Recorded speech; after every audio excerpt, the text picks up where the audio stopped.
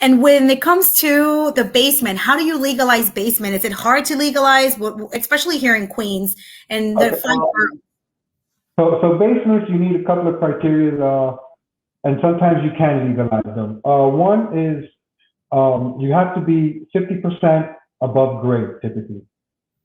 What does that mean? Some homes where you got to walk down steps into it, and they have to have windows. So the windows have to be kind of 50% off grade. So if you look out the window, you pretty much got to be here. Windows got to be large enough for you to go in and out just in case there's a fire.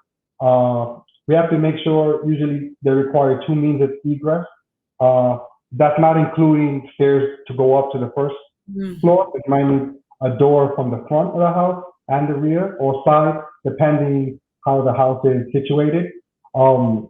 Bedrooms typically have to have large windows. There's got to be enough light and ventilation down there. High requirements is typically 8 feet. So, you can't be like ducking down. You need enough clearance. So there's, and again, the zone, if you're allowed to have that extra pump. Wow. And it sounds to me. I know a lot of homeowners do that mistake. They're like, okay, get a house. And to offset the mortgage, they go and rent the basement.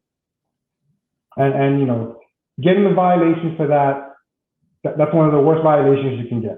I know. I've been involved in some of those situations where my clients get violations for the basement, and it's very expensive. You're constantly getting fines. You got to clear things out, and it has to be done. You got to do it quickly. You can't let it sit. That's what I was going to say. You got to do it quickly because the longer it takes, the harder it is. Yeah. And it is illegal to be renting basement. And it sounds to me from what you're telling me, in Queens, most of these basements are not 8 feet. They're usually like 5 or 6 feet. And windows are not that big. They're very tiny. So, or they have bedrooms with no windows. Yeah. And it sounds to me like Brooklyn, you have more of an opportunity to do that, or even walk-in basements. Sounds to me that that's something that can probably be done. Yeah, it all depends on how the house is designed.